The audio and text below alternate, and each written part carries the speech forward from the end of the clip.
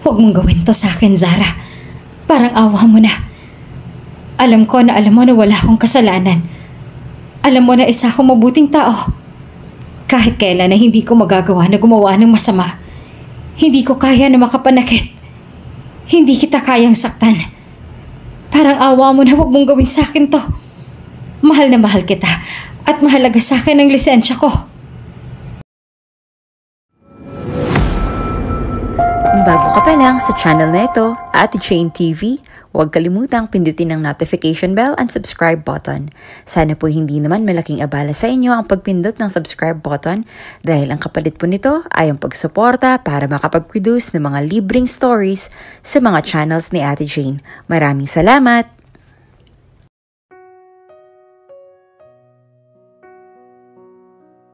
Iyon ang paulit-ulit na pagmamakaawa sa kanya ni Zador. Ngunit nananatili na malamig ang kanyang tingin dito. Wala siyang sinagot. Hindi niya pinakinggan ang pagmamakaawa nito sa kanya. Kahit na mabigat din sa kanyang loob ang ginawa niya, ay hindi nagbago ang isip niya. Kahit anong pagmamakaawa sa kanya ni Zador, ay nananatili na matigas ang loob niya.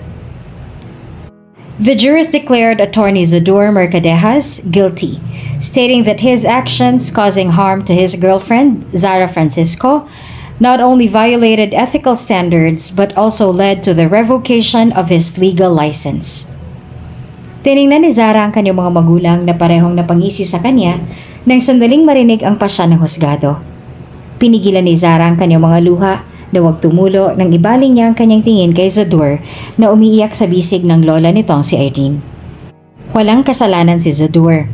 Ni minsan ay hindi siya nito pinagbuhatan ng kamay. Kahit isang taon pa lamang silang magkasintahang dalawa, ay alam ni Zara na mabuting tao si Zador. Wala itong ibang pinaramdam sa kanya kundi ang pagmamahal at pag-aalaga. Ngunit, kailangan niya na gawin ang mahirap na desisyon na to dahil iyon ang gusto ng mga magulang niya na gawin niya. Kapalit ang pagmamahal at pagtanggap nila, ay kailangan niyang ipakulong ang lalaking mahal niya. Hindi ko lubos akalain na makakaya mo na gawin sa akin to, Zara. Ang puno ng sakit na sabi sa kanya ni Zador habang hawak ito ng mga pulisya. Nakaposas ang mga kamay para ipasok na sa kulungan. Ang mga mata nito na dati ay puno ng pagmamahal at paghanga sa tuwing nakatitig sa kanya ay napalitan ng sakit at pagkamungi. Hindi ko lubos akalain na makakaya mo na sirain ang buhay ko kapalit ng pera. Hindi sumagot si Zara. Nanatili lang na malamig ang tingin niya sa lalaking dating minahal. Ngunit kailangan niya na ipagkalulong dahil yun ang gusto ng mga magulang na gawin niya. Nagtiwala ako sa Zara. Minahal kita ng labis-labis at buong buo. Pero hindi ko lubos akalain na sa kabila ng lahat ay ganitong igaganti mo sa akin. Habang paulit-ulit ang ginagawa na panghahalay sa kanya ng kanyang sariling nobyo na si Luciano, nasa isip ni Zara ang napakalaking kasalanan na nagawa niya noon sa lalaki na dating pinakamamahal at lalaking walang ibang ginawa kundi ang mahalin at maging matapat sa kanya. Sa tingin ni Zara ay parusa ang lahat ng nangyayari sa kanyang ito dahil sa kasalanan na nagawa niya noon kay Zador Mercadejas. Ang lalaking walang ibang ginawa kundi ang mahalin siya, ngunit nagawa niya pa rin na ipakulong at sirain ang buhay. Parang awa mo na, Luciano. Tigilan mo na to. Hindi ko na kaya. Paulit-ulit na nagmamakaawa si Zara sa kanyang kasintahan na si Luciano, na paulit-ulit siyang sinasaktan at ngayon ay inaangkin siya ng labag sa loob niya.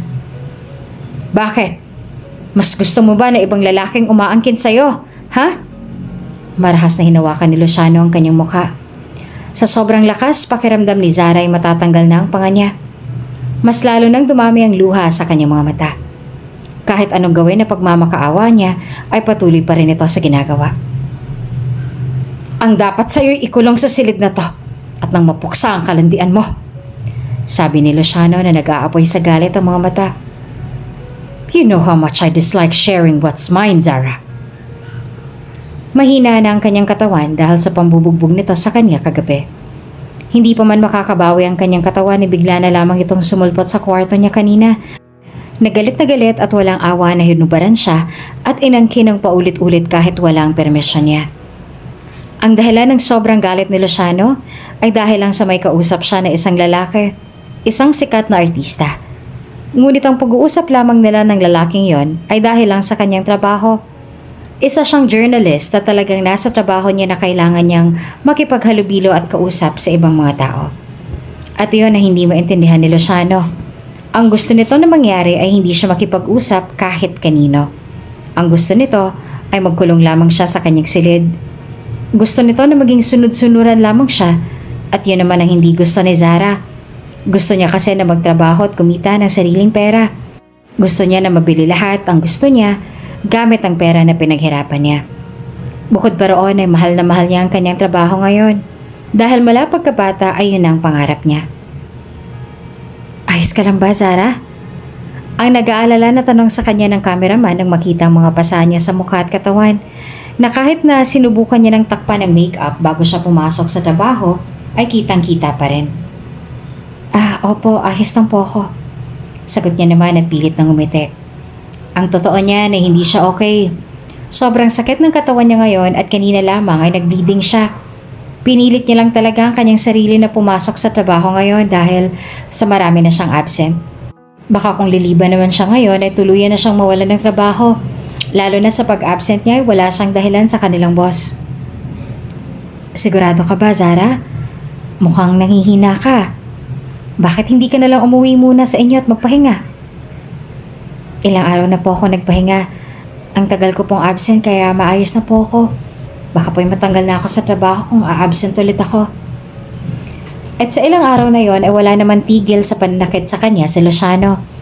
At kahit na marami sa industriya ang nakakapansin sa mga pasa niya at sa masamang trato sa kanya ng kanyang kasintahan, ay walang malang nagtangkang tumulong sa kanya. Malaki at kilalang tao kasi si Luciano. Makapangyarihan dahil sa dami ng koneksyon sa iba pang mga malalaking tao, maging mismo sa gobyerno. Ang ama ni Luciano ay dating senador, na bagaman korap ay kinatatakutan pa rin kaya hindi na ipapakulong. Ang ama rin ni Luciano ang pinakamahigpit na kaaway ng ama ni Zador sa politika. Kinakatakutan ng ibang mga tao ang pamilya ni Luciano. Walang sino man ang gustong makabangga sila. At iyon ang dahilan ng mga magulang niya, kaya gusto ng mga ito na maging konektado sa pamilya ni Luciano para sa kapangyarihan at pera.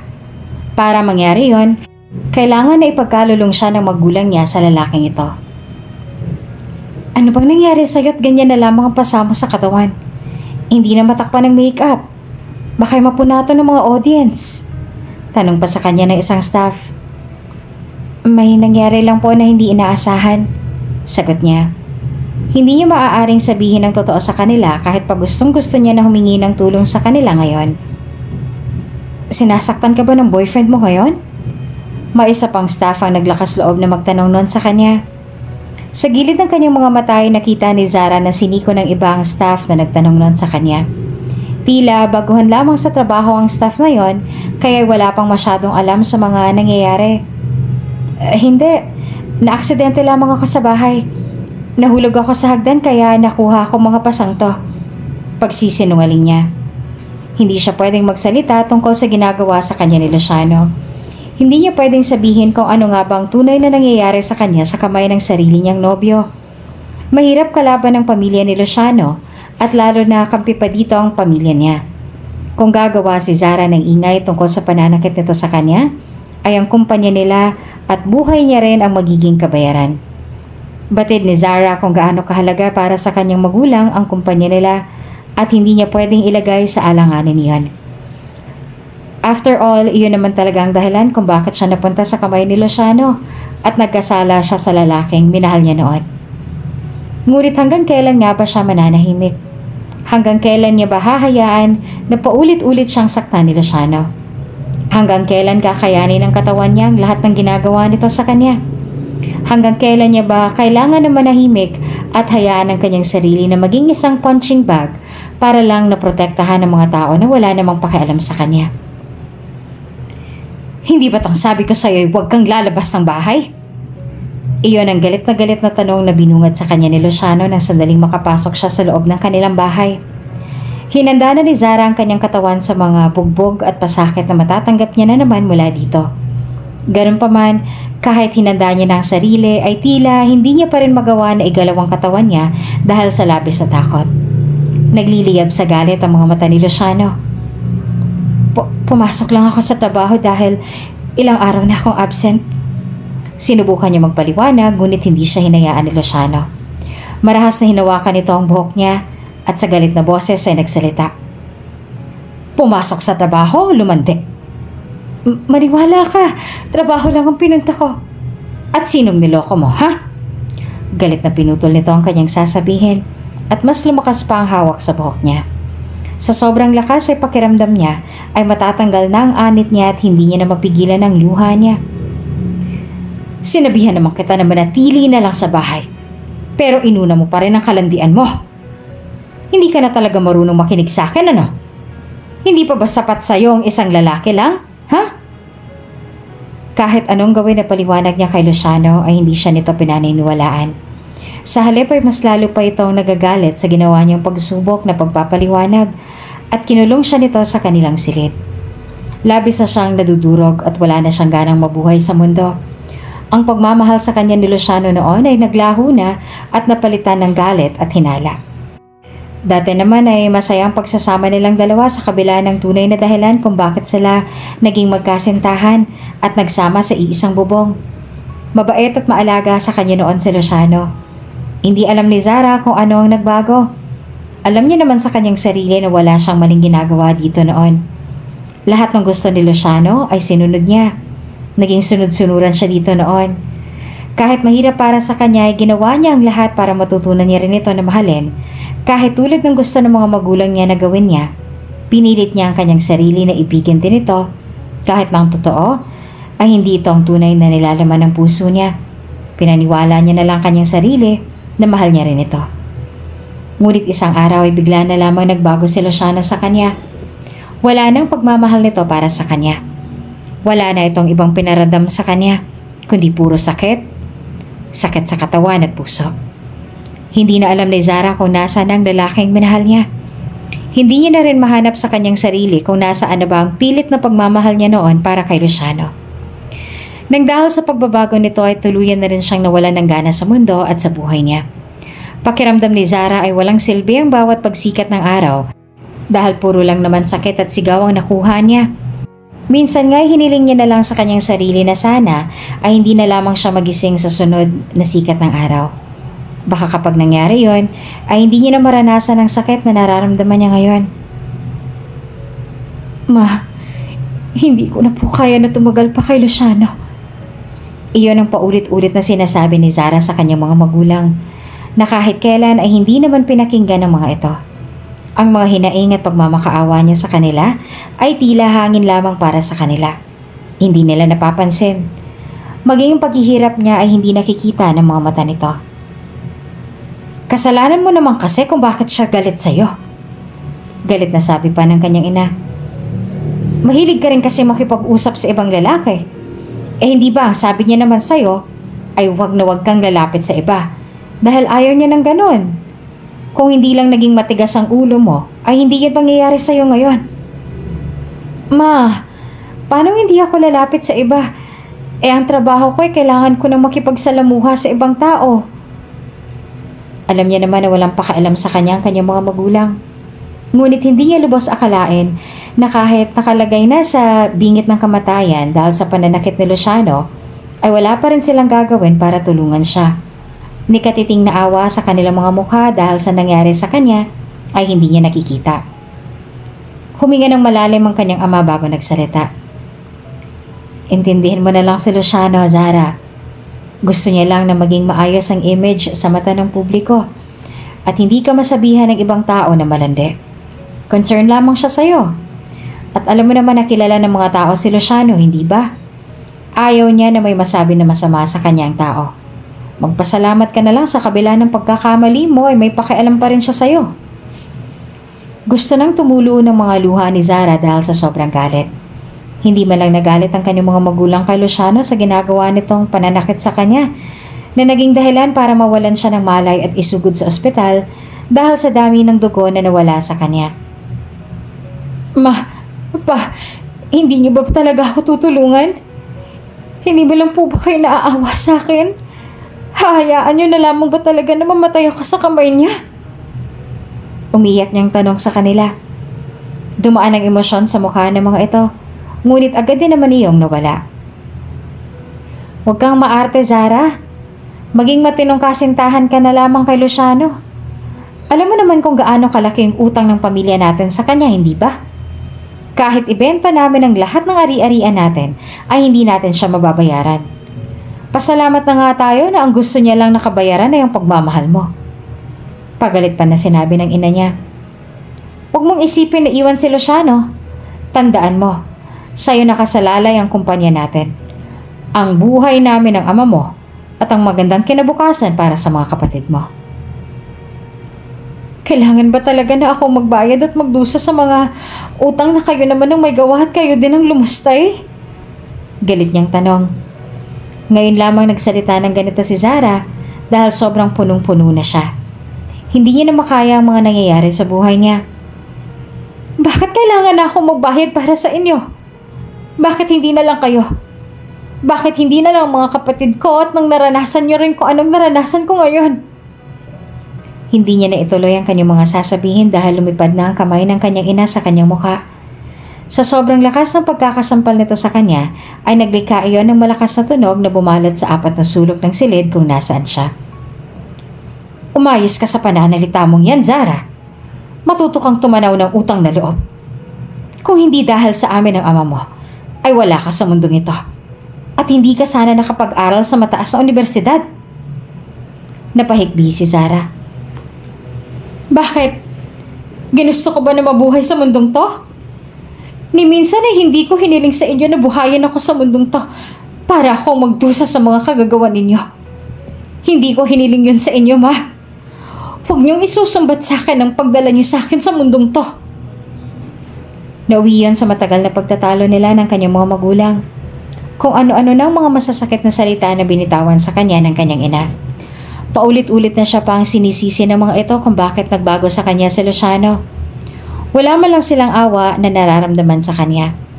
Kahit na nasa ganong sitwasyon na siya, ay pinili pa rin nila na unahin ang kapakanan ng kanilang kumpanya at ang buhay nito at ng mga kapatid niya nang hindi man lang siya naiisip. Na hindi man lang nag-aalala sa kanya sa kung kaya niya pa ba. Kahit na sinugod na siya sa ospital, ay wala pa rin tigil sa pananakit sa kanya si Luciano.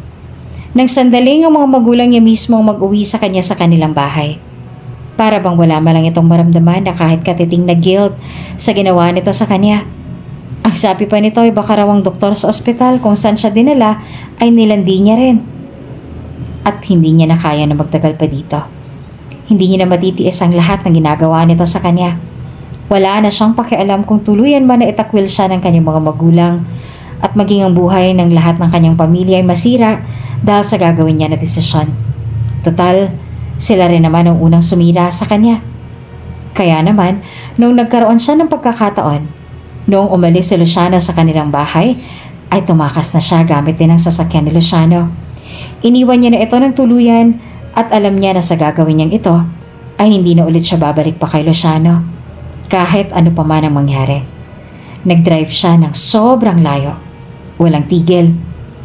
At basta niya nalang iniwan sa kung saang kalsada ang kotse dahil batid niya na may GPS yon. Ginamit niya lamang yon para makalayo siya ng mas mabilis at hindi siya makuhuli ng mga tauhan ni Luciano. Batid niya na kung patuloy niya iyong gagamitin na matutuntun kaagad siya ni Luciano at ang pamilya niya. Kaya inabandonan niya iyon. Sumakay siya sa taxi, sa jeep, sa tricycle, hanggang sa makarating siya sa isang dagat, sa port. Wala nang natitirang perang nadala siya sa kanyang pagtakas. Ngunit mabuti na lamang at hindi naman ganong ka-istrikto sa isang bumabiyahe na malaking sasakyang pandagat at nagawa niya na makapasok sa loob na walang hirap. Sa ngayon ay nakatayo si Zara sa gilid at nakahawak sa railings. Lord, alam ko pong makasalanan ako. Alam ko po na may nasira akong buhay dahil sa maling desisyon ko. Alam ko po na nasaktan ko ang lalaking walang ibang ginawa kundi ang mahalin ako. Ang lalaking tunay kong minahal. Alam ko po na wala akong karapatan na humiling sa inyo dahil sa nagawa ko. Pero kung ano man po ang mangyayari sa akin, bahala na lang po kayo sa akin. Pinapaubaya ko na po ang lahat sa inyo. Ilayo niyo lamang po ako sa kanilang lahat. Parang awa niyo na po. Huwag niyo na akong ibabalik sa mga kamay nila. Hindi ko na kaya. Patuloy sa pagtulo ang mga luha niya at sa pagsasalita kahit pa hindi siya sigurado kung may Diyos nga ba na nakikinig sa kanya. Patuloy siya sa pagsusumamo. Madilim na malalim na siguro ang gabi, ngunit walang mga bituin ng madilim na kalangitan at alam niya na malayo na sila. Malamig ang simoy ng hangin at nilalamig siya, ngunit wala siyang dala na jacket. Ang tanging dala niya lamang sa pagtakas niya kanina ay ang suot niya ngayon. Hindi rin siya maaari na magpakita sa mga tagabantay dahil baka hanapan siya ng tiket at wala siyang maipakita. Kailangan niyang magtago. Hindi alam ni Zara kung saan pupunta ang sinasakyan niya. Hindi niya alam kung anong mangyayari sa kanya sa ginawa niyang ito.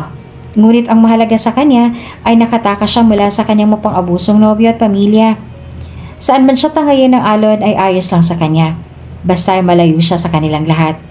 Bahala na ang Diyos sa kanya sa kinakaharap. Ang lahat ay pinapaubaya niya lang sa Diyos. Miss, nasaan ang ticket mo? May isang lalaki na sa tingin niya ay sa yate na ito nagtatrabaho ang lumapit sa kanya at nagtanong. Wala po akong ticket eh. Tapat siyang sumagot. Natatakot na baka ipaalisin siya ng lalaki o kaya naman iikulong. Ngunit wala naman na siyang takas. Hindi siya makatakbo dahil hanggang ngayon ay masakit pa rin ang katawan niya.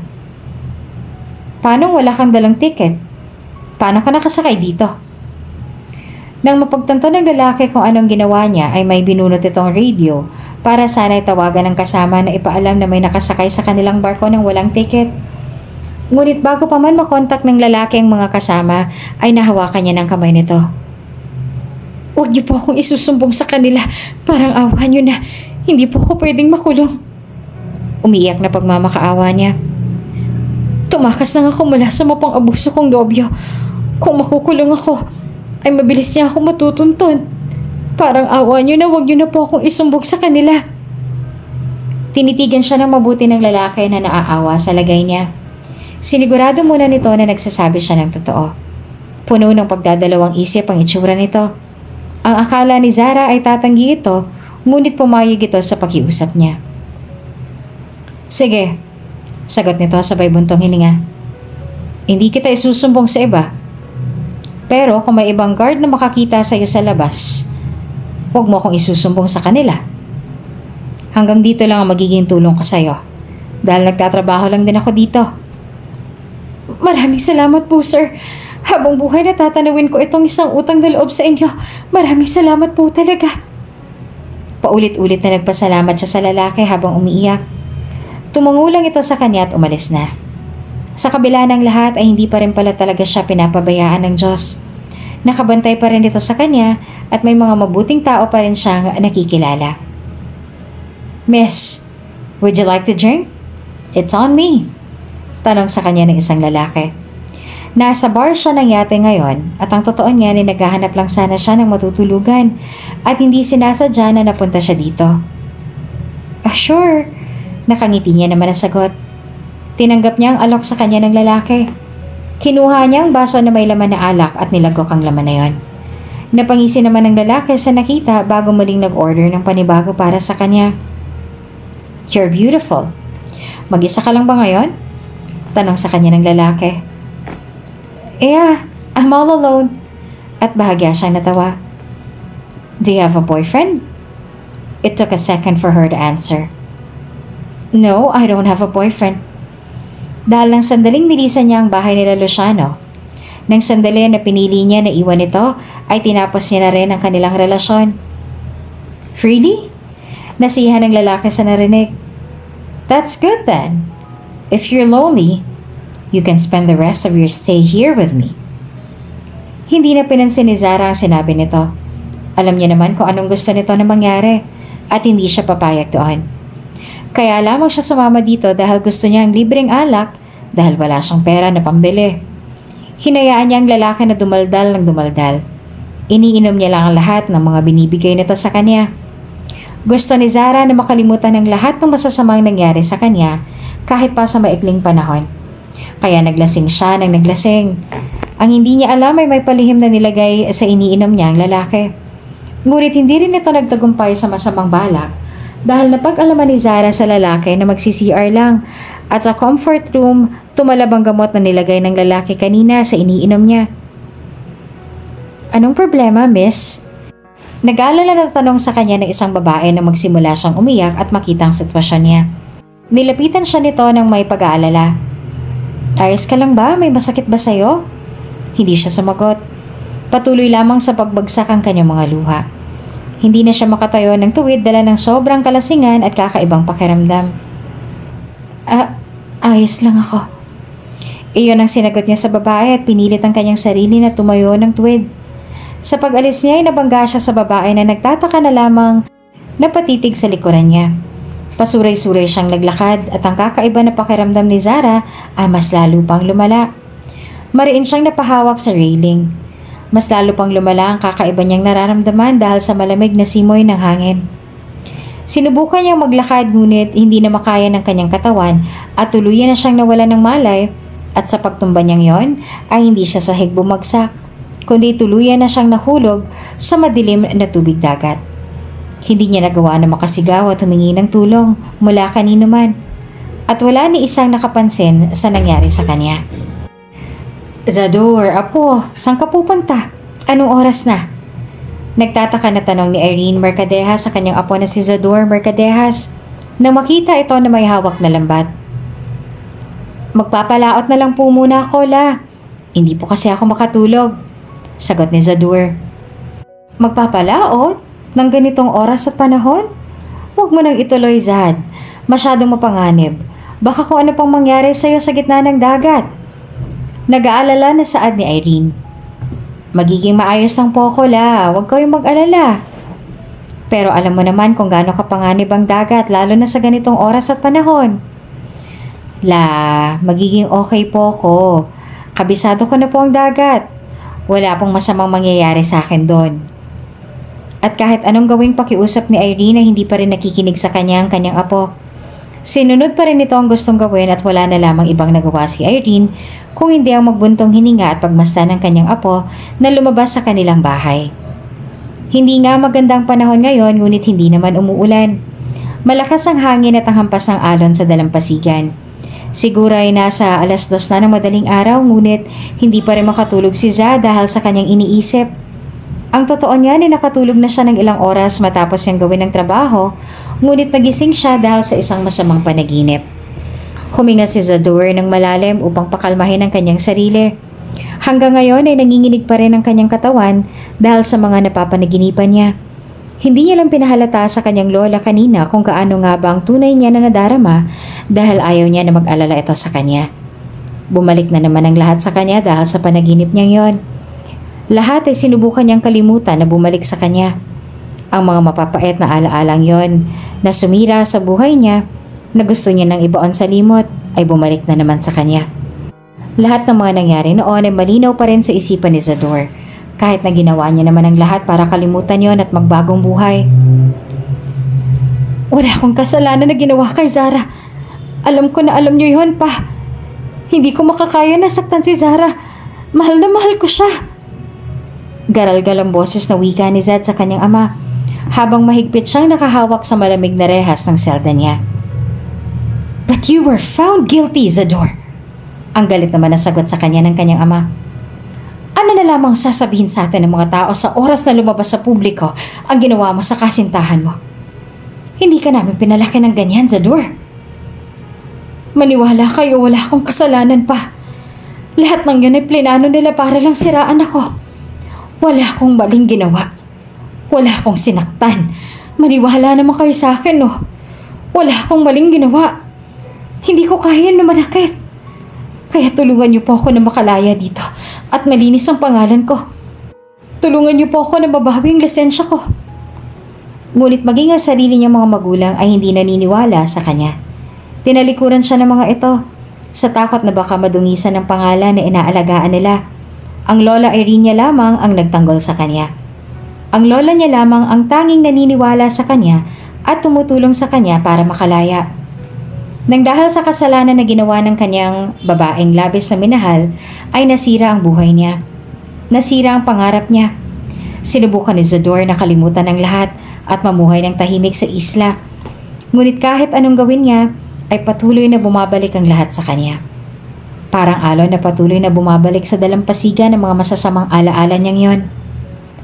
Humugot ng malalim na paghinga si Zador kasabay ng malakas at malamig na ihip ng hangin. Nang bahagya na siyang kumalma, ay itinuloy niya ang kanyang paglalakad.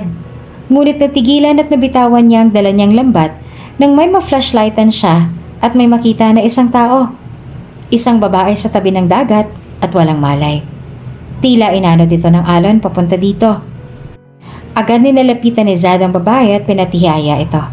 Ano mo'y binuhusan ng malamig na tubig ang buong katawan ni Zad nang sandaling ilawan niya ang mukha ng babae at makilala kung sino ito. Zara? Hindi niya alam kung isang masamang panaginip lamang ba ito. Bakit nandito ang babaeng kinamumuhian niya na sumira ng kanyang buhay na minsan ay hindi niya na hiniling na muling makita. Napakadami ng tanong na tumatakbo sa isipan niya. Ngunit tinulungan niya pa rin ang babae. Alam niyang buhay pa ito. Nararamdaman niya pa ang pulso nito. Nilapit niyang mukha sa mukha nito para i-CPR ang babae at mantanggal ang tubig sa lungs nito. Nang magawa niya yon at masiguro na buhay pa nga ang babae ay binuhat niya ito at dinala sa kanilang bahay para magamot nila ito. Walang pakialam si Zador kung ang babae man ito ang sumira sa buhay niya at dahilan para mawasak ang mga pangarap niya. Hindi niya hahayaan na tuluyan itong mawala ng buhay sa tabing dagat. Kahit gaano pa kasama ang nagawa nito sa kanya noon, ay hindi maatim ng loob niya na pabayaan lang ito. Anong ginagawa ng babaeng yan dito? Bakit dinala mo pa siya dito? Ang galit na tanong ng lola niya nang makita ang mukha ng babaeng buhat niya. Nakita ko po siyang walang malay sa dalampasigan. Hindi ko po siya maaaring pabayaan doon. Paliwanag ni Zad at saka hiniga niyang babae sa mahaba na upuan na gawa sa kawayan. Kailangan niya ng tulong natin, La. Kung hindi natin siya tutulungan, ay baka tuluyan siya nabawian ng buhay. Dapat ay pinabayaan mo na lang ang babae na yan. Dapat hinayaan mo na pagpiestahan siya ng mga isda roon at nang makabawi ka man lang sa maling nagawa niya sa'yo noon. Galit na galit pa rin na sabi ng lola niya. Hindi ko po magagawa yun, Lola. Hindi ko po makakaya na pabayaan ng isang tao na kaya ko namang tulungan. Kahit gaano pa kalaki ang kasalanan na nagawa nitong babae sa kanya noon, kahit ito pang dahilan ng pagdurusa niya ngayon, ay hindi niya magagawa na pabayaan na lang ito.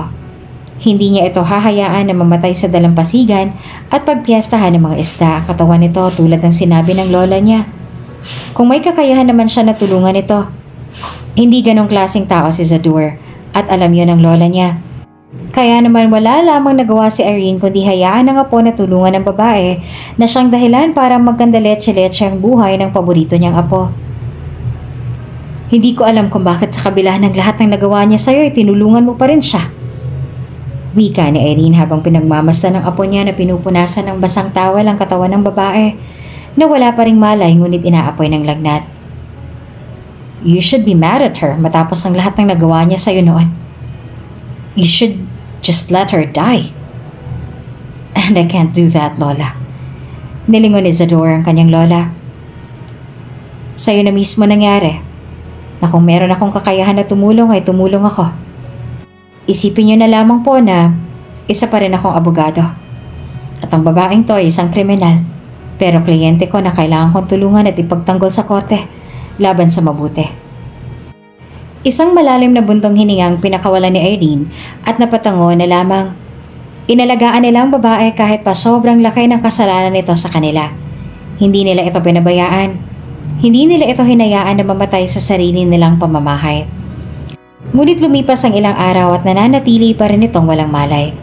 Ang lagnat nito ay hindi pa rin bumababa na nag-aalala na si Irene dahil baka sa bahay na nga nila ito matuluyan na mawalan ng buhay. Hindi ba natin siya dadalhin sa ospital, Apo? Baka dito pa yan mamatay sa bahay. Tanong kay Zador ng lola niya. Wala po tayong sapat na pera para dalhin siya sa ospital. Sagot ni Zador habang pinupunasan ng basang tawel ang braso ni Zara. Ipagdasal na lang natin na magising pa siya at nang mapakiusapan ko siya na baguhin ang kanyang testimonya tungkol sa akin. Sa tingin mo ba kapag nagkamalay siya ay may pag-asa pa na tulungan kanyang linisin ang pangalan mo? Tapat naman na sumagot si Zador. Hindi ko po alam, Lola. Pero kahit anong mangyari, ay kailangan niyang magkamalay. Kailangan niyang pagbayaran ng kasalanan na ginawa niya sa akin. Hindi na sumagi sa isip ni Zador noon ang magigante. Kahit pa 2 taon na mula nang magulo ang tahimik at maayos niyang buhay, nang dahil sa babae na ito ay mas pinili ni Zador na magpakalayo-layo at huwag gumante. Pero ngayon ang tadhana na mismong gumawa ng paraan para ilapit sa kanya ang dalaga para makapagkikente, ay hindi napapayag si Zador na mapalagpas niya ang pagkakataon na ito. Makakaya mo ba? Nilingon ni Zador ang lola niya dahil sa tanong nito sa kanya. Ang alin po, Lola? Makakaya mo ba na gantihan siya sa kasalanan na nagawa niya sa'yo noon? Hindi agad nakasagot si Zador. Umabot ng ilang segundo bago siya nagsalita. Nakaya niya akong saktan noon. Nakaya niya rin sirain ang buhay ko. Alam ko sa sarili ko na makakaya ko rin na iparamdam sa kanya ang pait ng kasalanan na nagawa niya sa akin noon. Humugot ng malalim na paghinga si Irene at tumango. Kilala niya ang kanyang apo at alam na alam niya kung gaano kabuting tao si Zador. Sa kabila ng lahat ng mga kasalanan na ginawa sa kanya ng mga tao, ay mas pinipili pa rin ito na unawain sila at patawarin. At hinihiling niya na lamang na nawa ay hindi ito malaman ng awa at kabaitan nito. Napangangatawan na nito kung ano man ang gusto niyang gawin nito. Dahil kailangan na magbayad ng mga taong nagkasala dito ng mga sumira sa buhay nito na naging dahilan para talikuran ni Zador ang lahat, maging ang mga pangarap nito sa buhay. Sa sumunod na mga araw ay tila umayos na ang kondisyon ni Zara. Bagaman wala pa rin itong malay ay bumaba na ang lagnat nito. Nagkamalay na po ba siya, La? Tanong ni Zador nang sandaling makapasok siya sa loob ng kanilang bahay. Hindi pa rin, Apo. Tumango si Zador at kinain ang hinanda na hapunan sa kanya ng lola niya. Kagagaling niya lang sa pagpapalaot kaya naman ay pagod siya ngayon. Magmula nang mawala sa kanyang lisensya niya sa pagkaabogado, ay naging isa na lang siyang mangingisda. Sinabayan niya na lang ang alon dahil tila wala na rin namang silbi ang buhay niya ngayon. Sa tingin ko ay mas maayos ang lagay niya ngayon kaysa sa mga nagdaang araw. Anumang oras ay maaari na siyang magising. Wika ng lola niya na naupo sa kanyang harapan. Hindi siya sumasagot at hinayaan na magsalita ulit ito. Handa ka na ba? Handa ka na ba na muli kayong magkaharap at magkausap? Nakahanda na ako sa kung ano man ang mangyari, La. Matagal ko na siyang pinatahimik at hinayaan na maging masaya sa lalaking pinili niya kaysa sa akin. At matagal din na panahon na nagpakasasa siya sa buhay na nakuha niya sa pamamagitan ng pagsira sa buhay ko. Nakahanda akong iparamdam sa kanya ang lahat ng sakit at pait na naging dulot niya. Sagot niya kaya napahinga ng malalim ang lola niya at tumango. Pero katulad ng lola niya ay ganong bagay din ang tinanong ni Zador sa kanyang sarili. Kaya niya na ba? Kaya niya na ba na muling makaharap ang puno ng mga pagdurusa niya? Matapos niyang kumain ay pumasok siya sa loob ng silid kung nasaan si Zara. Wala pa rin itong malay. Tumayo siya sa tabi ng hinihigaan nito at tinitigan ng maamo nitong mukha na puno ng mga pasa at galos. Napakaamo ng mukha nito, parang isang anghel na hindi kayang makagawa ng mali. Ang maamong mukha ng dalaga ang unang bumihag sa kanya noon. Dagdagan pa ng matatamis nitong ngiti. She looked innocent. Nanalin lang siya ng inosenteng mukha nito at inisip na hindi nito kayang gumawa ng mali. Pero, how wrong he was. Hindi niya lubos akalain na ang babaeng merong napaka-inosenteng mukha at inakala niyang anghel ang siya palang sisira sa buhay niya at magiging panghabang buhay niyang bangungot. Gumalaw ang kamay ni Zara. Sunod ay dahan-dahan na minulat nito ang mga mata at ilang segundo na napatitig sa lalaki na nakatayo sa kanyang tabi at nakatitig sa kanya. Nang luminaw ang kanyang paningin ay bumilis ang tibok ng kanyang puso. At kahit na sobrang hina pa niya at pakiramdam ni Zara ay tuyong-tuyo na ang kanyang lalamunan, ay nagawa niya pa rin na makapagsalita. Zador. Gulat na gulat ang kanyang itsura nang makitang mukha ng lalaki sa kanyang harapan. Ang asul na mga mata nito ay singlamig ng yelo habang nakatitig sa kanya. Hindi alam ni Zara kung panaginip niya lang ba ito ngayon O talagang nasa harapan niya si Zadur, ang dati niyang kasintahan at nagawa niya ng isang napakalaking pagkakasala. Mabuti naman at nagkamalay ka na, ang malamig nitong saad. Nakakala ko matatakasan mo ng kasalanan mo sa akin ng ganun lang kadali. Ang mabilis na tibok ng puso ni Zara ay mas lalong bumilis dahil sa takot nang lumapit sa kanya si Zadur. Puno ng galit ang mga mata nito. Anong gagawin mo, Zadur? Natatakot niyang tanong. Huwag kang mag-alala. Hindi kita papatayan. Hindi kita sasaktan tulad ng ginawa mo sa akin noon. Sabi nito at diretso na tumitig sa mga mata niya. Bumangon ka riyan at magpalakas. Kailangan natin na makapag-usap. Marami pa akong bagay na ipapagawa sa'yo. Tinalikuran na siya ni Zadur at lumabas ng silid kung nasaan siya. At kahit sobrang mahina pa ang kanyang katawan at masakit pa ang mga laman niya, at pakiramdam niya ay nabugbog na naman siya, ay naupo siya sa kama sa kanyang kinahihigaan. Iginala ang kanyang tingin sa silid kung nasaan siya. Maliit lamang ang naturang silid at lahat ay gawa sa kawayan at mga kahoy. Malayong malayo sa mga silid ng bahay noon nila Zadur. Ang higit pa na pinagtataka ni Zara ay kung paano siyang napunta sa mga kamay ni Zadur. Nilipat niya ang kanyang tingin sa pinto nang muling magbukas iyon at pumasok sa loob ang isang matandang babae na kahit kailan ay hindi niya makakalimutan. May dala itong pagkain at isang baso ng tubig para sa kanya.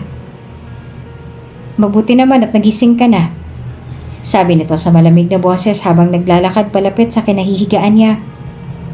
Ang akala ko ay matagal ka pang magigising at matagal mo pa kaming pahihirapan ng apo ko. Mariin siyang lumunok at sa nanginginig na boses ay nagsalita siya. Maraming salamat po sa tulong niyo sa akin, ma'am. Tinulungan ka namin dahil hindi kami tulad mo na walang puso. Sagot nito sa kanya na napatahimik si Zara at kinagat niya ang ibaba niyang labi. Kumain ka, hindi ko nilagyan ng lasa ng mga yan. Bagaman natatakot ay tumungo siya at ininom ang tubig na dala nito sa kanya na naubos niyang lahat. Kumakalam ang kanyang sikmura kaya kahit na nahihiya ay kumain siya nang sa ganon ay magkaroon siya ng konting lakas. Ang lolo naman ni Zadur ay naglakad palapit sa isang upuan na malapit at doon na upo. Pinag-cross nito ang mga paa at matalim ang titig sa kanya. Sino mag-aakala na muli tayong magkikita? Wika ng matanda, kaya napatingin siya dito. Malamig ang mga mata na nakatitig ito sa kanya. Hindi ko lubos akalain na magtatagpo pang muli ang mga kapalaran natin. At alam ko na maging ikaw ay umasa na hindi mo na ulit kami makikita matapos ang mga nagawa mo sa apo ko noon. Hindi siya sumagot at nagbaba lamang ng tingin. Oo, inaamin ni Zara na hindi na sumagi sa isip niya na muli pang magtatagpo ang landas nila ni Zadur dahil alam niya kung gaano ito kagalit sa kanya. At magmula nang makalaya ito ay wala nang kahit anong naging balita sa binata. Ngunit tunay na maliit lamang ang mundo. Sino mag-aakala na sa dami ng lugar na pwede siyang dalhin ng kapalaran ay sa mga kamay pa talaga siya ni Zadur dinala. Sa kamay ng mga taong nagawan niya ng napakalaking kasalanan. Magpasalamat ka't mabait ang apo ko. Dahil kung ako lang masusunod, hindi ako papayag na iligtas kanya matapos ang lahat ng kasalanan na nagawa mo sa amin noon. Sabi pa ulit ni Doña Irene. Mas gugustuhin ko na makita kang magdusa para mapagbayaran mo ang lahat ng kasalanan mo. Pero alam ko naman na alam mo na hindi masamang tao ang apo ko. Na kahit ano pa man ang kasalanan na nagawa mo sa kanya, ay tinulungan ka pa rin niya. Hindi alam ni Zara kung ano bang dapat niyang isagot sa matanda. Napakadami niyang gustong sabihin ngunit lahat ay magulo sa isip niya at hindi niya alam kung saan ba siya dapat na magsimula. Patawarin niyo po ako sa kasalanan na nagawa ko sa inyo noon. Iyon ang katagang binitawan ni Zara na mahinang nagpatawa naman sa matanda. Hindi kita mapapatawad. Marahas nitong sagot. Ikaw ang dahilan ng pagkasira ng buhay ng apo ko. Ikaw ang dahilan kung bakit siya nagkaganito ngayon. Kung bakit niya tinalikuran ang lahat ng mga pangarap niya at buhay na meron siya noon. Para tumira sa maliit na isla na to at bahay na to. At kahit anong mangyari, ay hindi kita mapapatawad. Magpasalamat ka lamang na hindi kami masamang tao tulad ng mga magulang mo. At naiintindihan ni Zara ang galit nito sa kanya. Naiintindihan niya na kahit pa sa kanyang kamatayan ay hindi siya mapapatawad ng mga ito dahil sa laki ng kasalanan na nagawa niya sa kanila. Ngunit kahit gaano pa mang kagalit sa kanyang maglola ay hindi siya pinabayaan ng mga ito. Pinakain at inalagaan nila siya hanggang sa unti-unti nang bumalik ang lakas niya at sa bawat araw ay mas lalo lamang na nakaramdam ng guilty si Sarah. Sa sobrang bait ng maglola ay nagawa pa rin niya nitong tulungan. Kahit pa lahat ng masama na pwedeng gawin para lamang makaganti sa kanya ay pwede na sana nilang nagawa. Zador, pwede pa tayong mag-usap? Nag-aalangan na tanong ni Zara sa binata na malamig na ang angat ng tingin sa kanya. Sa mahigit 1 linggo niya na pananatili sa bahay ng maglola ay ngayon lamang siya nagkaroon ng lakas para makausap si Zador. Ngayon lang din ulit sila nakita dahil madalas ay wala ito sa bahay at hindi niya naman alam kung saan ito pumupunta. Si Lola Irene naman ay madalas na pumunta sa silid kung saan siya pansamantala na namamalagi para lang hatiran siya ng pagkain. Kakausapin lamang kita kung ang nais mong sabihin sa akin ay sa kung paanong paraan mo lilinisin ang aking pangalan na dinungisan mo at kung paano ko makukuha muli ang lisensya ko. Ang malamig nitong sagot sa kanya. Mariin siyang lumunok at muling nagsalita. Maniwala ka sa akin, Zador. Gusto kitang tulungan. Gusto kong ibalik sa iyo ang mga nawala sa iyo noon. Kung ganoon, bakit hindi mo po umpisahan na gawin ngayon? Ano pang hinihintay mo?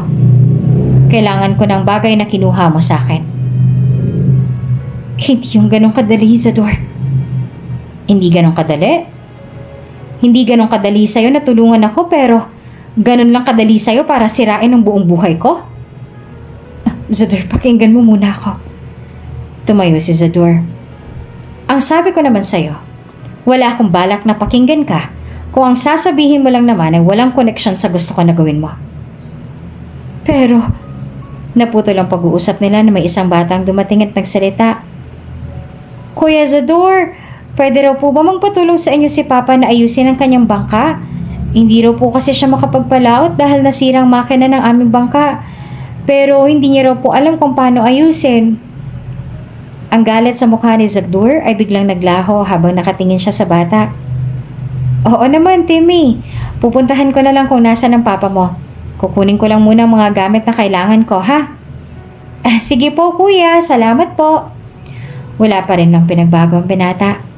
Kung gaano ito kabait at matulungin noon, ay ganun pa rin ito hanggang ngayon. Nagigilty ka na ba? Nilingon ni Zara si Lola Irene na magsalita ito. Nagigilty ka na ba sa lahat ng ginawa mo sa buhay ng apo ko? Hindi siya sumagot at nagbaba lamang ng tingin. Huwag ka nang umasa na papakinggan niyang paliwanag mo at muli ka niyang mapapatawad. Dahil ang ginawa mo sa buhay niya ay walang kapatawaran. Wala nang pagmamahal niya sa'yo. Sinayang mo lang yan. Ngunit hangal ba siya kung tawagin kung aaminin niya sa kanyang sarili na umaasa pa rin siya na darating ang araw at mapapatawad pa rin siya ni Zador? Hangal ba siya kung sasabihin niya na umaasa siya na kapag narinig na ni Zador ang kanyang paliwanag at dahilan, kahit papaano ay maiintindihan siya nito? Zador, nakabalik ka na pala. Gabing-gabi na nang makabalik si Zador sa bahay ni Zara at hindi pa rin natutulog. Hinihintay niya talaga na umuwi si Zador para lamang makapag-usap silang dalawa. Kahit na labis ng antok niya at sumisigaw na ang kanyang katawan na magpahinga na ulit, ay pinili niya na lang na hintayin ang binata. Kumain ka na ba? Ipag-iinit kita kung hindi ka pa kumakain, sabi niya. Hindi naman sumagot si Zador. Basta na lamang siya nitong tinalikuran kaya agad siyang lumapit dito at hinawakan ito sa kamay bago pa man ito makapaglakad palayo. Bitawan mo ako, Zara. Malamig nitong saad. Pwede pang mag-usap muna tayo, Zad.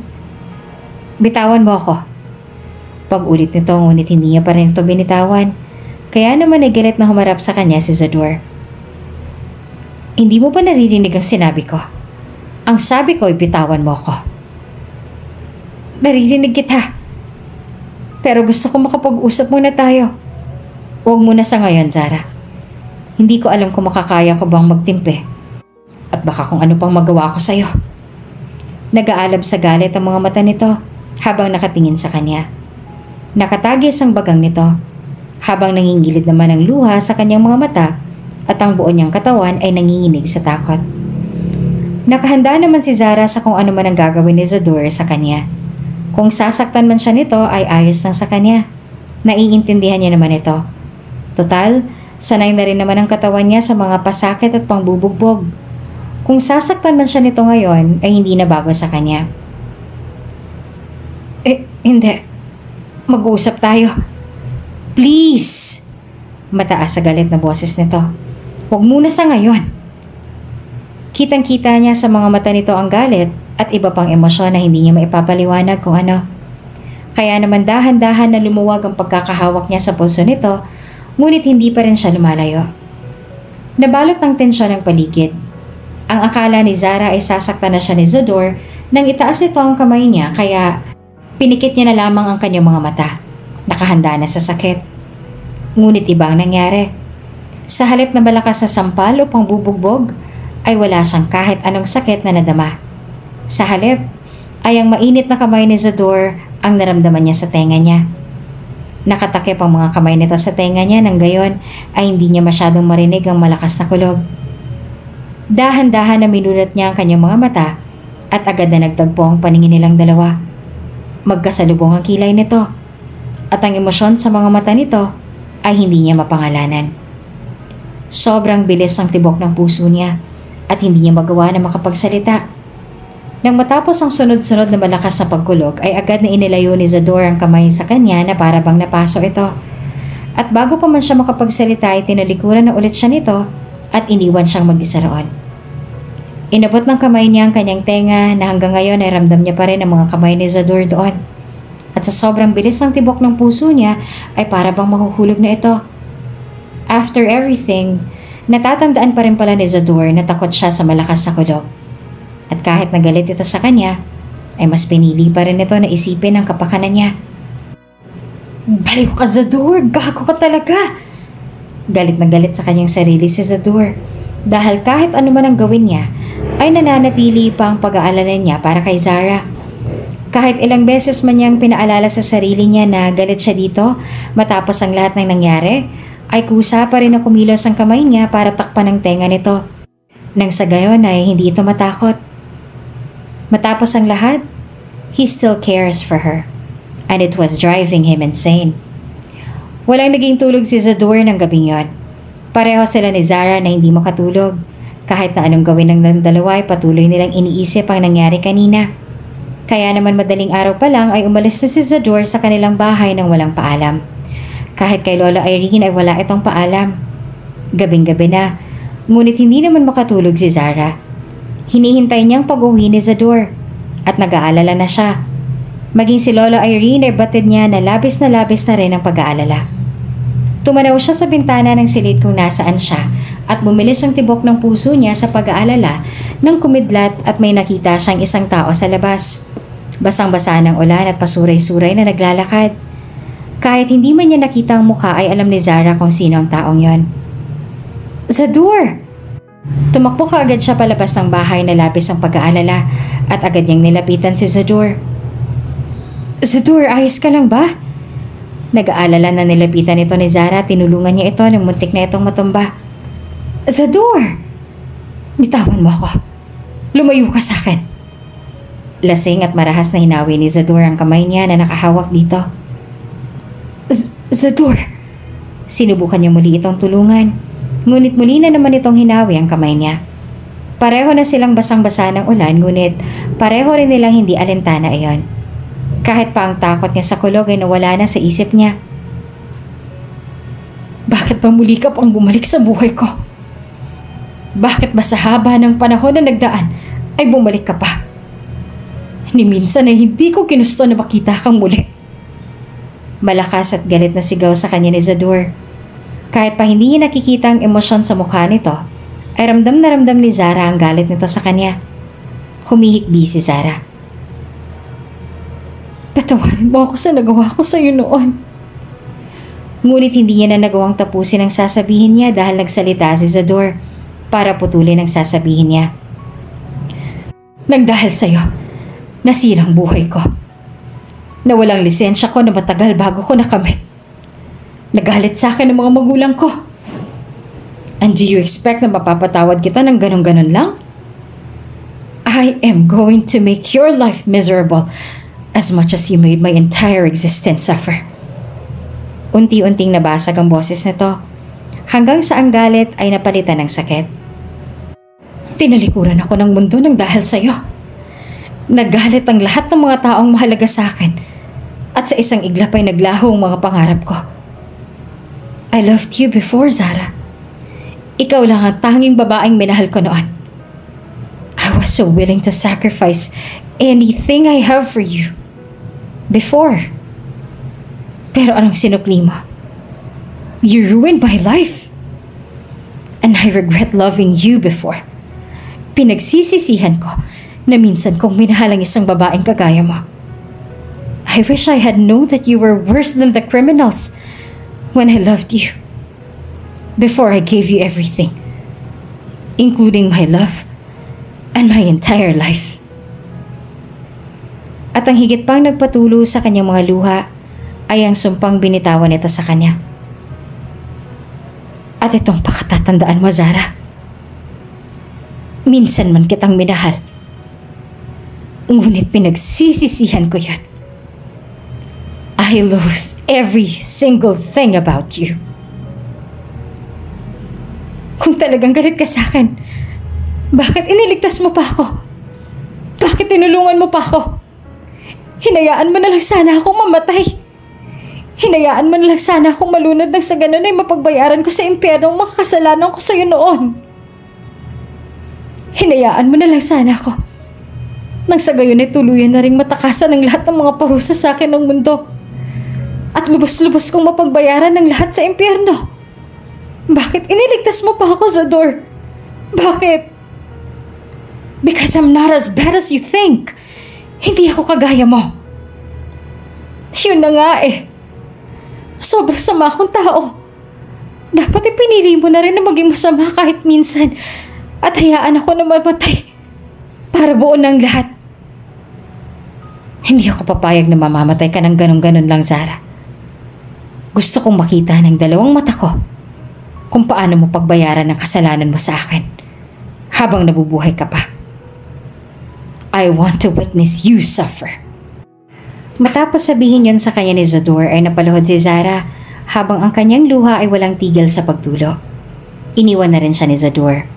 At kahit malakas ang ulan at kulog ay wala siyang pakialam. Para bang noong mga sandaling yon ay wala siyang ibang naririnig kundi ang paulit-ulit ng mga katagang binitawan ni Zador. Nang sandaling yon ay para bang wala na siyang ibang nararamdaman kundi tanging sakit lamang. Labis ang pagsisisi ni Zara sa lahat ng nagawa niya kay Zador noon. Kung maibabalik niya lang ang panahon ay gagawin niya at babaguhin ang nagawa niya noon. Ngunit alam niya na hindi na maaari. Kahit gaano pa man niya kagusto na bumalik sa nakaraan at baguhin ang lahat ng mga nagawa niya ay hindi na maaari. Ang tangi niya na lang magagawa ay ang pagbayaran ng lahat sa kasalukuyan. I'm so sorry, Zador. Umiyak na sabi niya at niyakap ang sarili. Patawarin mo ako sa lahat ng maling nagawa ko sa iyo noon. Ng mga panahon na yon ay wala siyang ibang magawa kundi ang sundin ang gusto ng kanyang magulang. Hawak siya sa leeg ng mga ito noon. Wala siyang laban. Kung ano ang gusto nila ay kailangan niyang gawin noon. Ngunit ang lahat ng yon ay pinagsisisihan niya. Bakit mo nagawa yun sa apo ko? Nabigla si Zara sa naging tanong sa kanya ng lola ni Zador. Hindi tulad ng dati ay mababa ng tono ng boses nito. At ang mukha nito ay handa nang makinig sa anumang paliwanag niya. Ginawa ko po yun dahil iyon ang gusto ng mga magulang ko na gawin ko. Tapat niyang sagot. Ng mga magulang mo? Marahan siyang tumango. Opo. Bakit? Wala ka bang sariling desisyon at sinunod mo ang gusto ng mga magulang mo na sirain ang buhay ng apo ko? Nagbaba siya ng tingin. Punong-puno ng pagkahiya ang kanyang muka. Dahil ng mga panahong yon ay wala siyang ibang gusto kundi ang pagmamahal ng kanyang mga magulang. Kaya kahit na gano'n ang gusto ng mga ito na gawin niya, ay ginawa niya pa rin. Ng mga panahong yon ang Gusto ko lamang ay maging proud sa akin ng mga magulang ko. Kahit na anak ako sa labas ng aking amay, gusto ko na matanggap nila ako. Kaya sinunod ko po ang gusto nila. Ngunit sa kabila ng lahat ng yon, ni minsan ay hindi niya pa rin naramdaman ang pagmamahal nila. Sa kabila ng lahat ng mga naging sakripisyo niya para sa kanilang lahat, ay wala pa rin siyang nararamdaman na pagmamahal mula sa kanilang lahat. Tila ba ang lahat ng mga ginawa niya ay baliwala lamang para sa kanila. At siya pa itong masama sa paningin nilang lahat. Kung gano'n ay sinasabi mo na wala naman talagang masamang ginawa sa'yo si Zador? Nagtatanong ulit ni Lola Irene, kaya muli siyang nag-angat ng tingin dito at tumango. Opo, ni minsan po hindi niya ako pinagbuhatan ng kamay. Tapat siyang sumagot. At ang katagang yon lamang ang tanging gustong marinig ni Irene.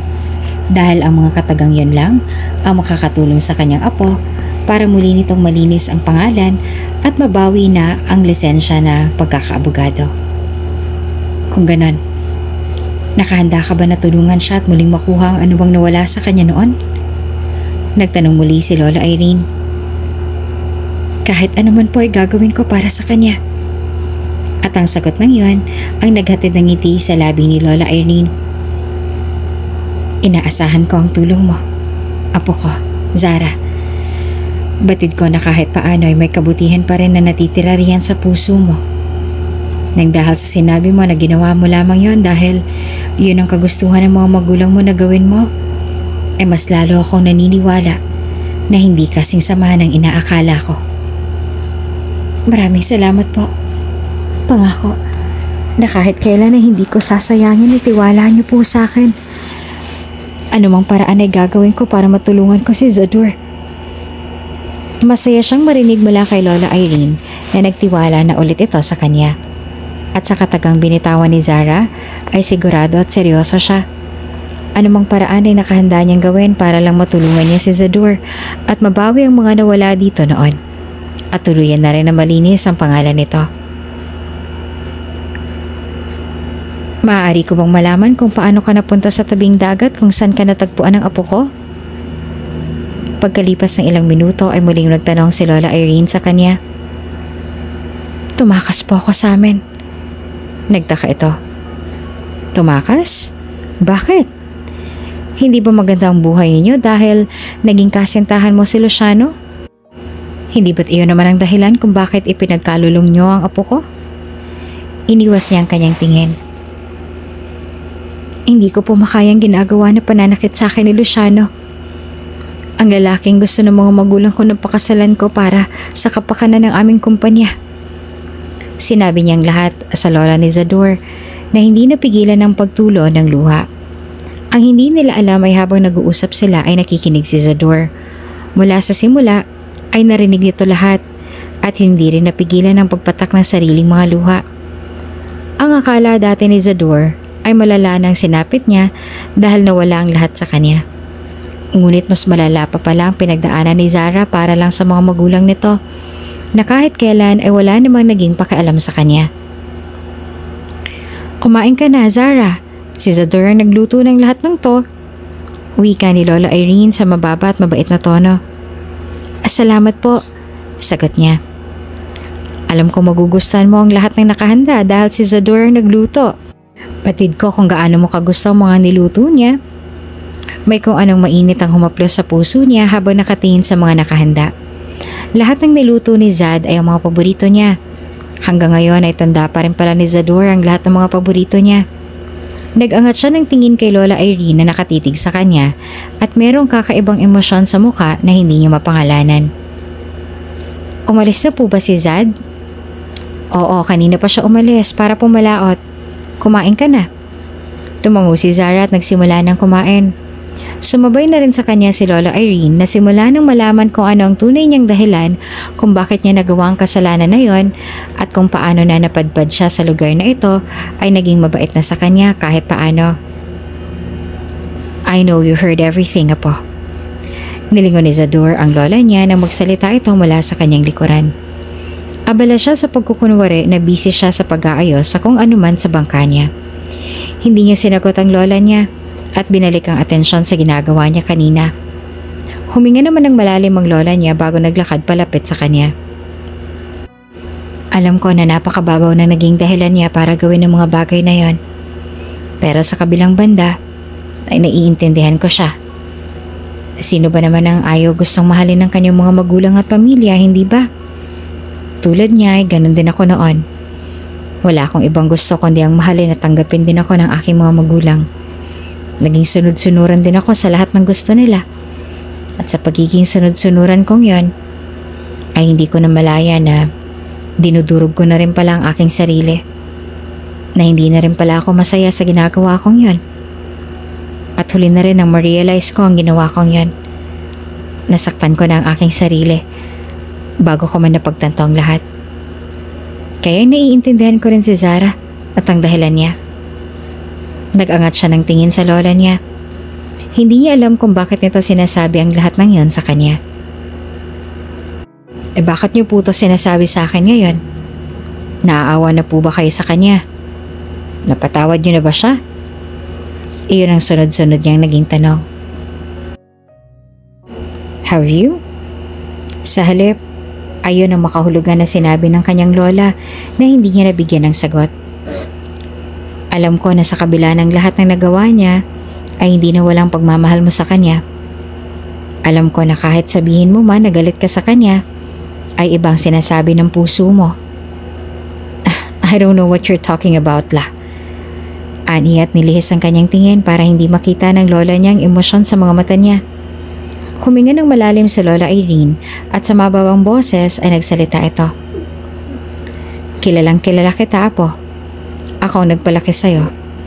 Kaya naman alam ko kung nagsasabi ka ba ng totoo. Alam ko kung ano nga bang tunay mong nararamdaman. And I know that you're just making yourself believe that you can be mad at her.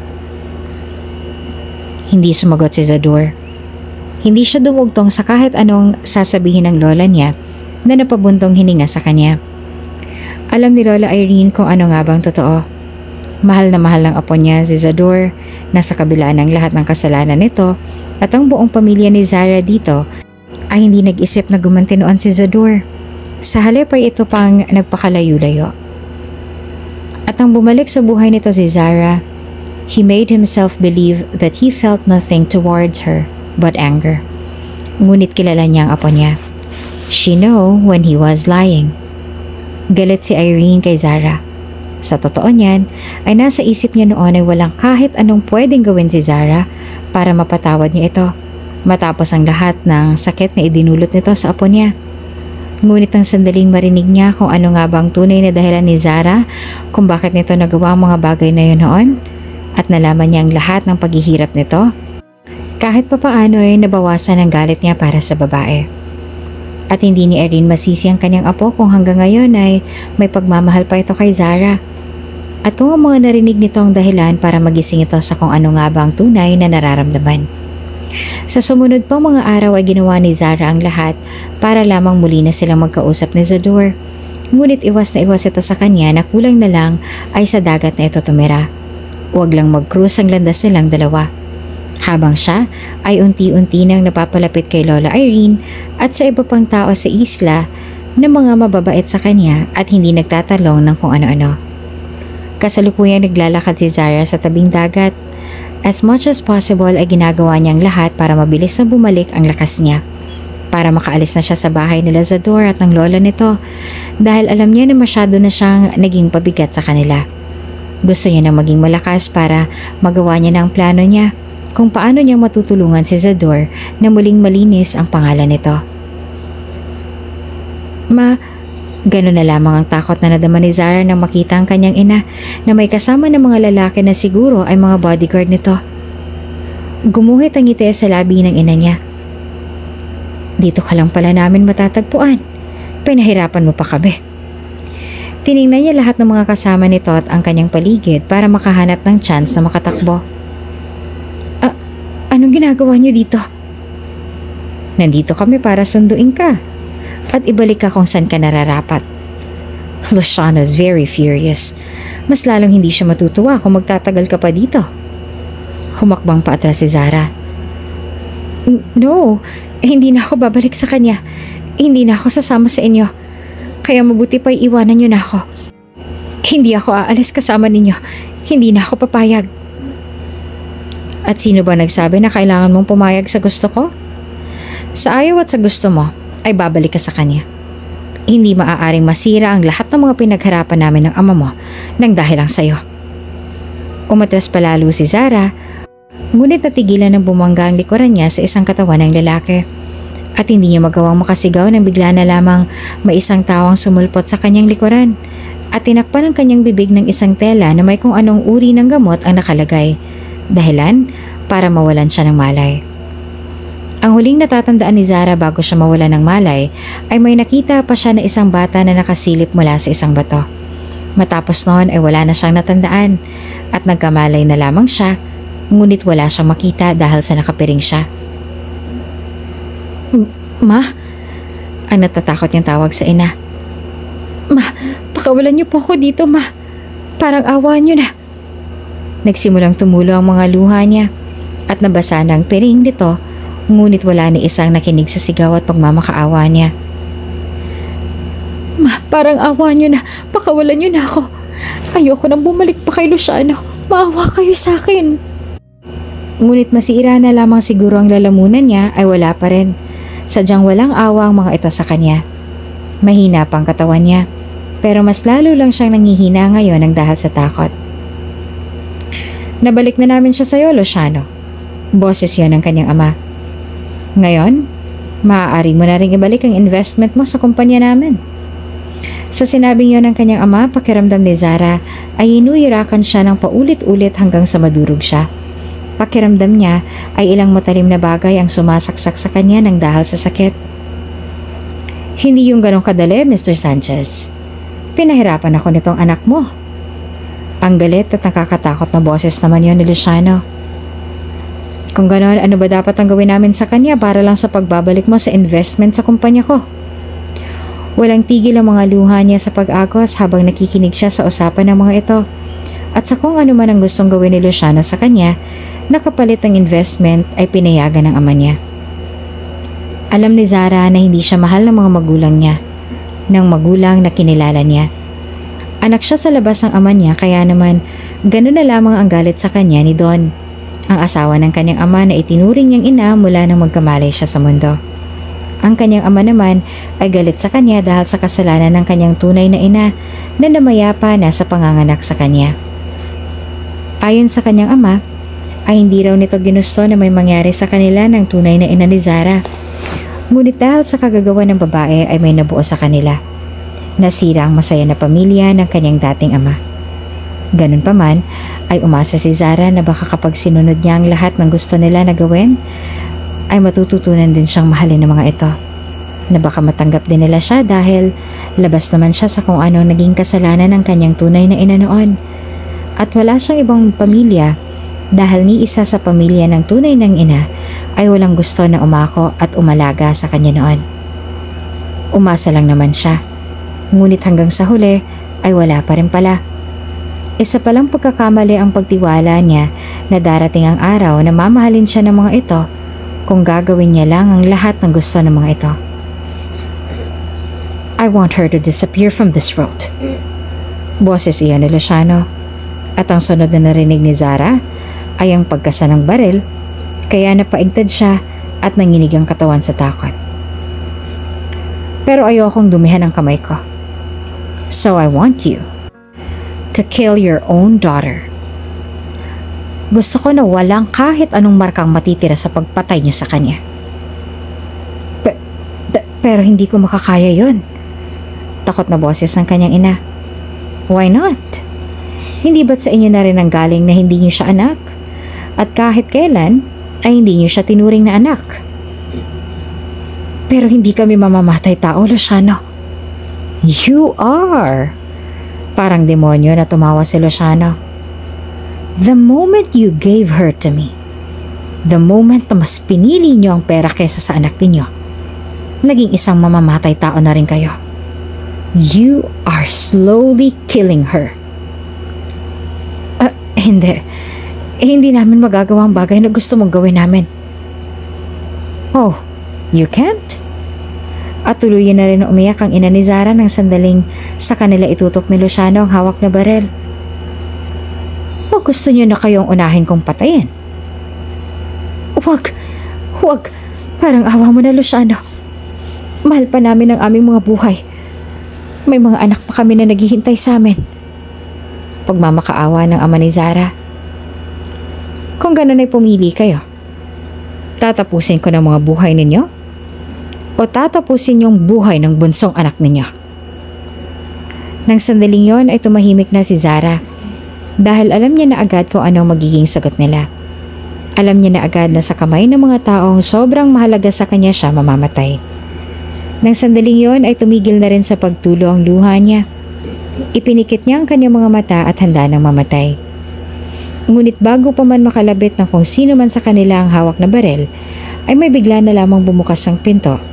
At ang sunod na narinig ni Zara ay ang boses ni Zador. Zara, ayos ka lang ba? Puno ng pag-aalala ang tono ng boses ni Zador at tinanggal nito ang piring niya. Hindi agad magawang makapag-react ni Zara. Ilang segundo siyang napatitig kay Zador habang ang mga special forces ay dinakip ang kanyang mga magulang at si Luciano. Maging ang mga tauhan nito na sinubukan pang manlaban, ngunit wala ring naging laban. Zador!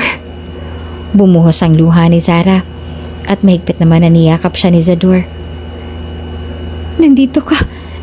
Tumating ka. Oo, nandito ako. And you're safe with me. Inalo siya nito. Shh. Stop crying. Wala na makakapanakit sa'yo. Nandito na ako. Salamat. At yun ang huling mga kataga na binitawan niya bago siya nawala ng malay. Sa mga bisig ng lalaking tunay niyang mahal niya, hinayaan ang kanyang sarili na maging mahina dahil alam niya na sa mga bisig siya nito ligtas. Nang muling magkamalay si Zara ay nasa isang ospital na siya at ang nasa tabi niya ay walang iba kundi si Zador na puno pa rin ng pag-aalala ang muka. Dahan-dahan na ginalaw niya ang kanyang kamay para abutin ang mukha ni Zador at marahan niya iyong hinaplos. Nananaginip ba ako? Tanong niya sa mahinang boses. Hindi siya makapaniwala na nandito ngayon sa harapan niya si Zador na nakangiti pa sa kanya. Pakiramdam niya ay isa lamang itong magandang panaginip.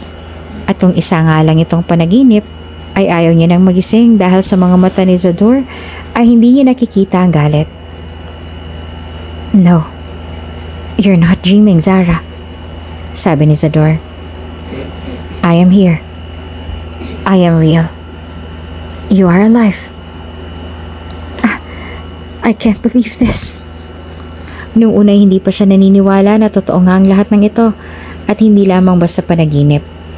Ngunit nung pumasok na sa loob ang doktor at sabihin na maayos na ang lagay niya, doon siya naniwala na ang lahat ng ito ay hindi niya lamang basta panaginip. Nakaligtas siya sa panganib. Iniligtas siya ni Zador at ngayon ay kasama niya na ito. Sinabi sa akin ni Timmy, ang nakita niya kaya naman ay nalaman ko na hindi ka basta umalis, kundi kinuha ka nila mula sa akin. Paliwanag sa kanya ni Zador. Sila lamang dalawa ang tao ngayon sa silid at masinsina na nag-usap dahil yon ang gusto ng lola ni Zador na gawin nila. Ang mag-usap ng maayos at silang dalawa lamang. Pero paano mo kami natunto ng ganong kadali? Tanong niya. Nung wala ka pang malay, may nilagay akong GPS sa scalp mo. Dahil alam ko na darating ang araw na tatakasan mo ako. Hindi ko akalain na isa pala yung malaking tulong para mabilis kong matunto ng lugar kung saan ka nila dinala. With the help of my father na iligtas kita. I begged him to help me. Kapalit nun na malilinis ang pangalan ko. At mawawalan siya ng kalaban sa politika dahil lahat ng kapamilya ni Luciano na siyang kalaban ng aking ama sa politika ay madadawit sa oras na malaman ng lahat kung anong ginawa ni Luciano. At kaya hindi narinig ng sino man ang pagdating nila dahil sa special unit ang ipinadala nila. May mga kasama rin sila na media para makita ng lahat kung ano nga bang tunay na ugali ang meron si Luciano at pamilya nito. Hindi lamang siya naligtas ng mga ito, ngunit naging daan din iyon para malinis ang kung ano man ang mga maling haka-haka ng mga tao sa pamilya ni Zador nang dahil sa nangyari noong kay Zador. At doon ay mas napatunayan ng lahat na si Zador ay walang kasalanan. Pero bakit mo pa ako niligtas? Bakit sa pangalawang pagkakataon na iniligtas mo na naman ang buhay ko at hindi mo na lamang ako hinayaan na tuluyan na mawala sa mundo? Takang tanong niya. Palaisipan niya sa kanya dahil alam niya kung gaanong kagalit sa kanya si Zador. 2 beses na nitong niligtas ang buhay niya. Napakarami nitong chance para pabayaan siya. Ngunit mas pinili pa rin nitong tulungan at iligtas siya. Dahil hindi ko kaya na mawala ka. Natigilan si Zara sa naging pagtapat na sagot ni Zador. Hindi maganda o gaga sa mabilis na tibok ang puso niya. Sa labis ng gulat ay hindi niya magawa na makapagsalita at makatitig lamang siya kay Zador na muling nagsalita. Hindi ko kaya mawala ka ulit sa akin. Ang 2 taon na pagkawalay sa'yo ay sapat ng sakit. Hindi ko makakaya kung mawawala ka pa ulit sa akin, Zara. I can't lose you forever. Kaya kita pa ulit-ulit na niligtas dahil hindi ko makakaya na mawala ang kabiyak ng aking buhay. Kusang tumulo ang mga luha ni Zara dahil sa mga katagang binitawan ni Zador. Matapos ang lahat, mahalaga pa rin pala siya para dito. Matapos ang lahat ng sakit na naging dulot niya, ay nanatili ang pag-aalaga nito sa kanya. Hindi niya alam kung anong mabuti ang ginawa niya noon para maging deserving sa ganitong pagmamahal at pagbibigay importansya sa kanya ni Zador. Bakit? Wika niya sa garalgal na boses at mahabang tono. Bakit sa kabila ng lahat ng maling nagawa ko sa'yo ay mahalaga pa rin ako sa'yo? You should be mad at me, Zador. Akong sumira ng buhay mo. Nang dahil sa akin ay natanggal sa iyo ang lisensya mo. Hindi mo natupad ang mga pangarap mo na makatulong sa iba. Nasira akong buhay mo. Nawala ang lahat sa iyo. You should be mad at me. After everything I've done to you, I don't deserve this kindness from you. I thought I was mad at you, Zara. Akala ko rin na makakaya ko na magalit sa iyo. Akala ko ay makakaya ko na pabayaan ka. Ngunit pinaniniwala ko lang palang sarili ko sa lahat ng yan. Dahil sa kabila ng lahat, hindi ko pa rin nagawa na tuluyan na magalit sa iyo at pabayaan ka. Inabot ni Zador ang kanyang muka at marahan iyon na hinaplos. Because I still love you. I am still in love with you, despite of everything. Hindi na naman siya makasagot. Nakatitig lamang siya kay Zador na punong-puno ng sincerity ang mga mata habang nakatitig sa kanya. Hindi alam ni Zara kung ano ang dapat niyang isagot kay Zador ng mga oras na yon. Alam niya sa kanyang sarili na mahal niya pa rin ito. Ngunit matapos ang lahat, hindi niya na alam kung deserving pa ba siya sa pagmamahal nito. Nang mapansin ni Zador ang pag-aalangan sa kanyang mga mata, ay ngumiti ito sa kanya at muling nagsalita. Naiintindihan ko kung hindi ka pa handa na muli akong mahalin. Matapos ang lahat ng nangyari, hindi mo kailangan na pilitin ang sarili mo. Makakapaghintay ako, kahit gaano pa mang katagal. Inabot ni Zara ang kamay nito na nasa kanyang mukha at sumagot siya. Mahal din kita, Zador. Mahal pa rin kita. Pero ayokong mahalin ka na nasa ganitong sitwasyon pa ako. Hayaan mo muna akong hanapin ang aking sarili at pangako. Sa oras na mahanap ko ulit ang aking sarili, ay babalik ako sa iyo. Babalik ako sa mga bisig mo. Ngumiti si Zador bago dumukwang at humalik sa noo niya. Pangako. Kahit gaano pa mang katagal ay maghihintay ako. Maghihintay ako sa pagbabalik mo. Matapos nga ang lahat ng noon ay binawi ng lahat ni Zara ang lahat ng kaso na isinampa niya laban kay Zador. Matatapos din ang mahabang proseso ay muli nitong nabawi ang lisensya at ang nagpatuloy sa pakikipaglaban sa kaso ni Luciano at kanyang mga magulang. Nang dahil sa solid na pruweba na meron sila, ay nakulong ang mga ito sa loob ng habang buhay. At anumang paraan na hindi sila makakalaya dahil panay ang dagdag ni Zador ng kaso sa kanila. Pinili ni Zara na umalis ng bansa at sa ibang bansa muna pansamantalang manirahan para hanapin ang kanyang sarili. Kahit gaano pa man niya kamahal ang kanyang trabaho, ay iniwan niya ito para hanapin ang sarili niya. Para sa oras na bumalik na siya kay Zador, ay buo na ulit siya at handa niya na itong mahalin ng buo. At bago nga siya umalis ng bansa ay sinabi sa kanya ni Zador at Lola Irene na kung ano man ang nagawa niyang mali noon ay pinapatawad na siya ng mga ito dahil naitama niya naman na raw ang lahat. Kaya dapat lang din daw na mapatawad niya rin ang kanyang sarili. Masaya si Zara sa naging pasya niya. At kahit galit sa kanya ang kanyang mga kapatid dahil sa kanya nakulong ang mga magulang nila at nalugi rin ang kanilang kumpanya, ay ayos na yan sa kanya. Wala siyang pinagsisisihan sa kung ano man ang naging desisyon niya noon. Masaya ako nagbalik ka sa akin, mahal ko. Ay nakangiti na wika ni Zador nang sandaling makapasok siya sa loob ng opisina nito. Nakaupo ito sa office chair at diretso na nakatitig sa kanya na para bang ine-expect na talaga nito na darating siya ngayong araw. Hindi na napigilan ni Zara ang pagtulo ng kanyang mga luha. Tinakbo niya na ang pagitan nilang dalawa at mahigpit niya itong niyakap. Pasensya ka na kung natagalan ako bago nakabalik sa'yo. Zad, patawarin mo ako kung matagal akong nawalay sa'yo. Niyakap din siya pabalik ni Zador. Ang mahalaga ay bumalik ka na sa akin. Wala akong pakialam kung ilang taon akong naghintay sa'yo. Dahil nasa mga bisig na ulit kita. Kumala siya ng yakap at inangkin niya ang mga labi nito. Sa gitna ng kanilang halikan ay nararamdaman niya ang pagngiti ni Zador. Sa halik na yon ay binuhos ni Zara ang lahat ng nararamdaman niya. Ang pangungulila niya dito ay tila naibsan ng sandaling magtagpo ang kanilang mga labi. Mahal na mahal kita, Zara. Pangako na sa pagkakataong ito ay hindi ko nahahayaan na mawala ka sa akin. Hindi na ako papayag na muli kang malayo sa akin. Wika ni Zador nang sandaling maghiwalay ng mga labi nila.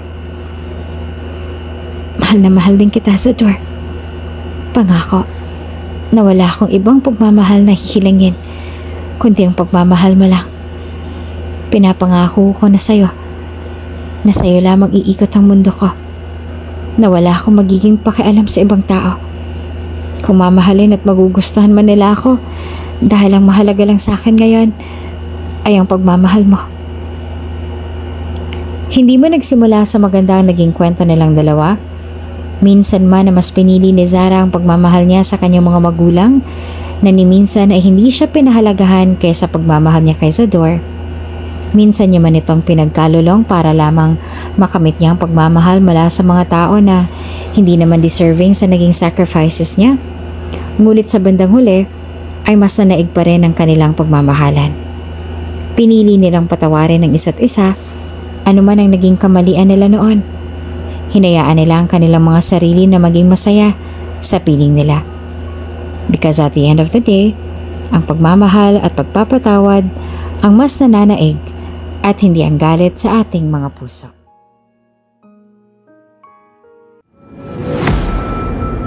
Kung bago ka pa lang sa channel na ito, Ate Jane TV, huwag kalimutang pindutin ang notification bell and subscribe button.